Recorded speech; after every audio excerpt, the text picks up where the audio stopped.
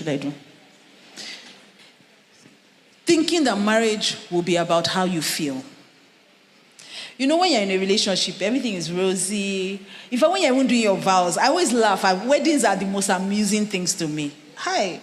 When the I don't know how many of you seen that thing on social media, but it annoys me. I mean, but it's a personal thing, so it's not a rule in the Bible. But you know, a guy is standing at the altar and the girl is coming, and then the guy starts crying. I say, my brother, save your tears. This cry when they cried for waiting, I beg. He will not be crying. Then they will be giving their vows. I will bring you the moon and the stars. You are the love of my life. I promise you the heaven and earth will not be your own. I need a promise.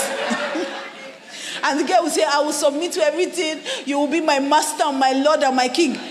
Tomorrow morning, honeymoon has not finished. So tomorrow morning, we tell you to go and bring tea downstairs. You say, is your aunt paying you? Is it not two of us that came back from work together? Your emotions will not always be there. Marriage is never going to be about how you feel. Never. It's not about your emotions. It's not about you. Especially if it's kingdom marriage. Kingdom marriage is about Jesus.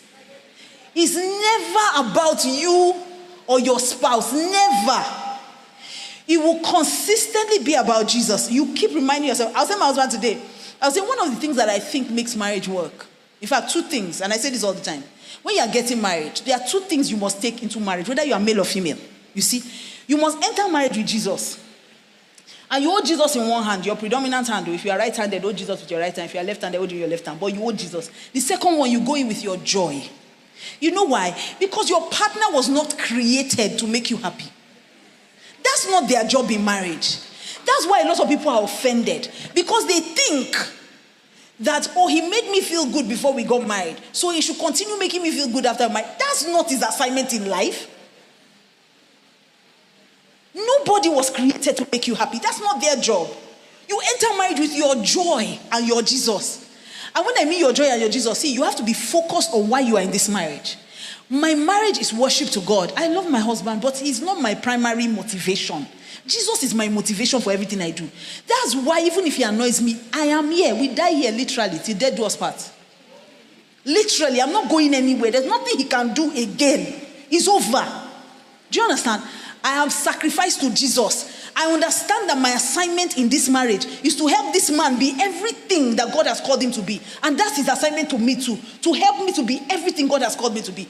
Are we doing it for each other? No. We're doing it for Jesus. That's what keeps you there.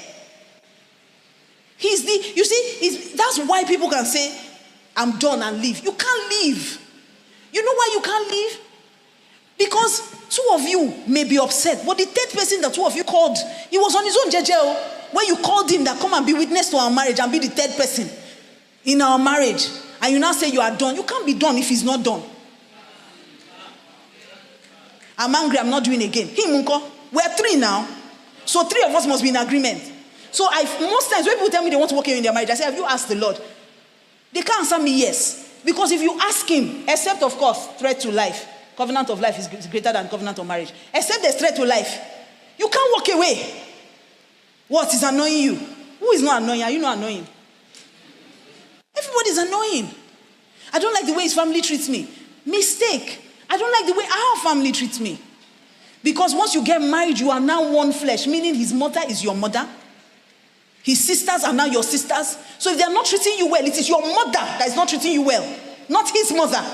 That's why we have problems in marriage. Because we don't understand marriage is covenant. Marriage is covenant. You don't get to do covenant by feelings. You do covenant by commitment. So don't ever make the mistake of thinking, I don't feel, and that's the craziest thing I hear in counseling. When people are ready to break their marriage, you start hearing, it doesn't make me feel the way I used to feel when we met. What has feeling got to do with marriage? Feeling has got nothing, absolutely nothing to do with marriage. Marriage is commitment. It has nothing. You will not always feel like. When I got married, I didn't look like this. I was slimmer, I was finer. 16 years of damage, this is it.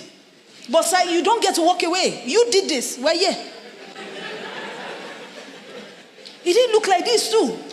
I can't say, oh, he doesn't have 6-pack. Who they cook the food where they chop? We're here.